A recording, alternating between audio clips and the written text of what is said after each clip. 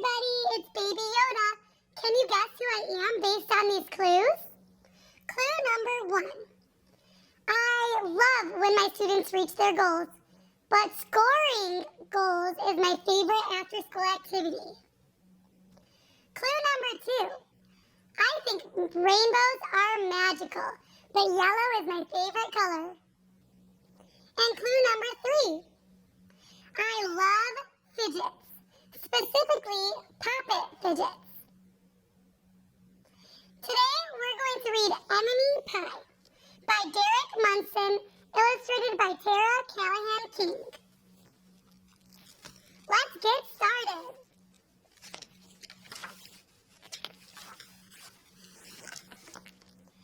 It should have been a perfect summer.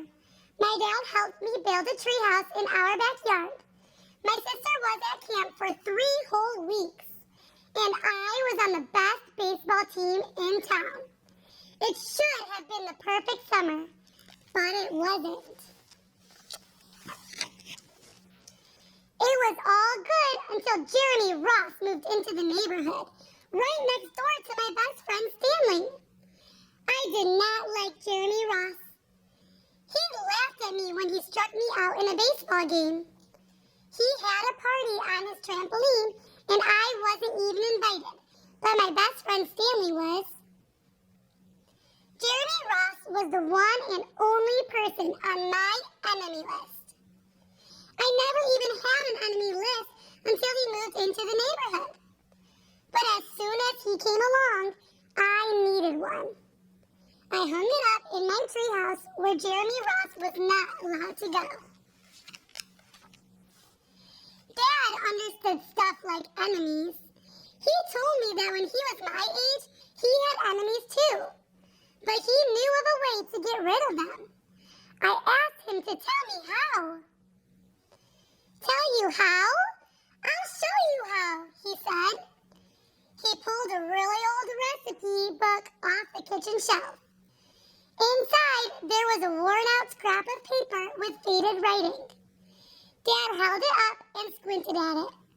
Enemy pie, he said, satisfied. You may be wondering what exactly is in enemy pie. I was wondering too. But Dad said the recipe was so secret he couldn't even tell me. I decided it must be magic. I begged him to tell me something, anything. I will tell you this, he said. Enemy pie is the fastest known way to get rid of enemies. Now, of course, this got my mind working. What kind of things, disgusting things, would I put into a pie for an enemy?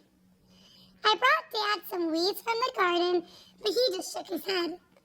I brought him earthworms and rocks, but he didn't think he'd need those. I gave him the gun I've been chewing all morning. He gave it right back to me. I went out to play alone. I shot baskets until the ball got stuck on the roof. I threw a boomerang that never came back to me. And all the while, I listened to the sound of my dad chopping and stirring and blending the ingredients of enemy pie. This could be a magical summer after all. Enemy pie was going to be awful. I tried to imagine how horrible it must smell, or worse yet, what it would look like. But when I was in the backyard looking for ladybugs, I smelled something really, really, really good. And as far as I could tell, it was coming from our kitchen. I was a bit confused. I went in to ask Dad what was wrong. Enemy pie shouldn't smell this good. But Dad was smart. If enemy pie smells bad, your enemy would never eat it, he said. I could tell he'd made enemy pie before. The buzzer rang, and Dad put on the oven mitts and pulled the pie out of the oven. It looked like plain old pie. It looked good enough to eat. I was catching on. But still, I wasn't really sure how this enemy pie worked. What exactly did it do to enemies? Maybe it made their hair fall out? Or their breath stinky?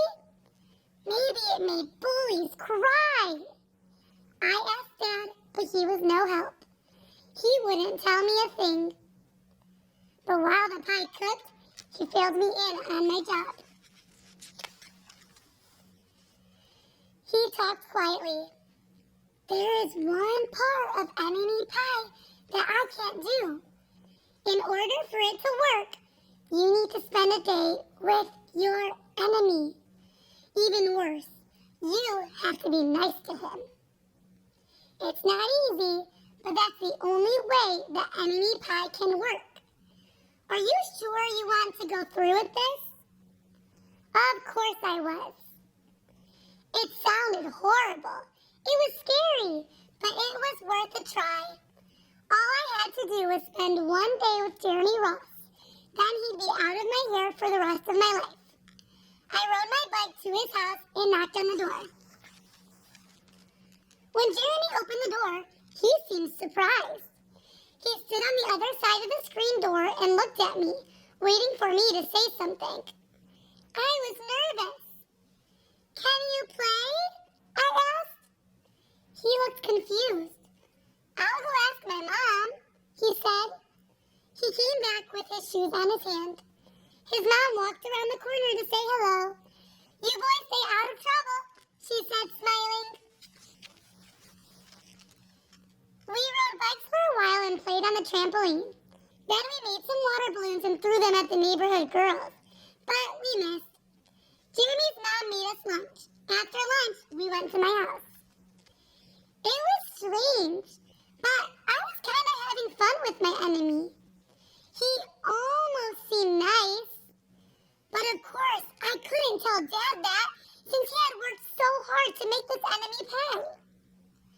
Jeremy Ross liked my basketball hoop. He said he wished he had a basketball hoop, but they didn't have room for one. I let him win a game just to be nice. Jeremy Ross knew how to throw a boomerang. He threw it and it came right back to him. I threw it and it went over my house and into the backyard. When we climbed over the fence to find it, the first thing Jeremy noticed was my treehouse.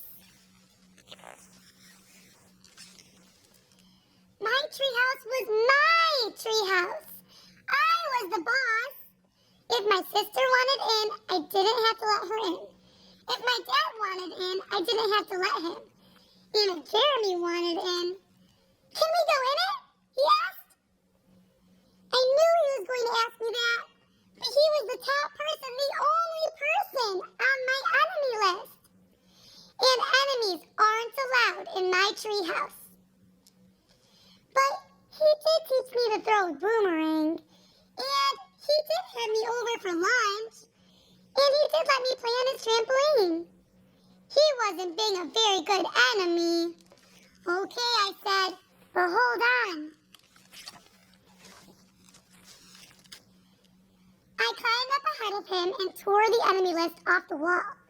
I had a checkerboard and some cards in the treehouse, and we played games until my dad called us down for dinner. We pretended we didn't hear him, and when he came out to get us, we tried to hide from him, but somehow he found us.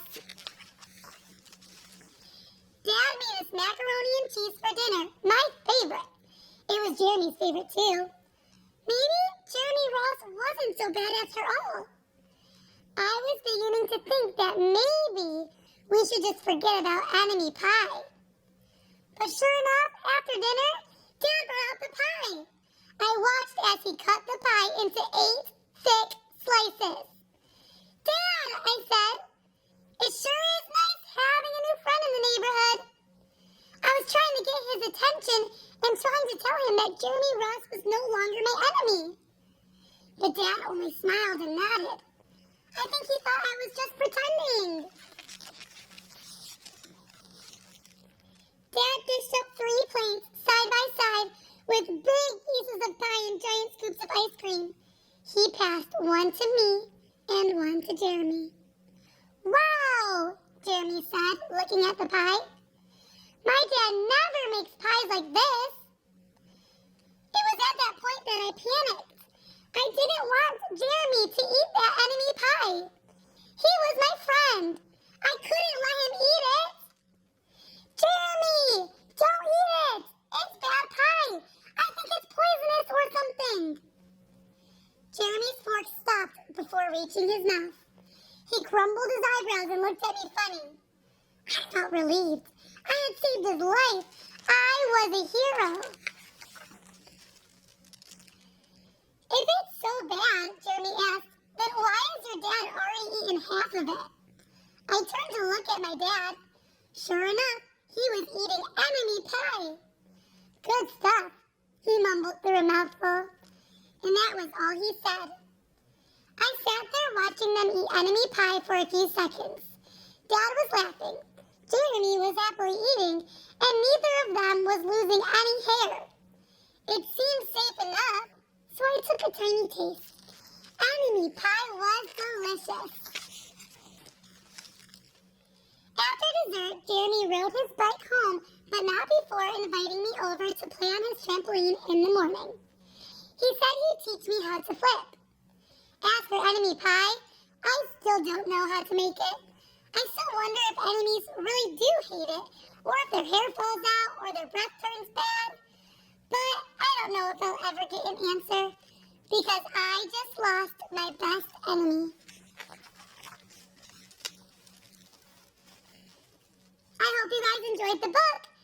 Find out who I am soon.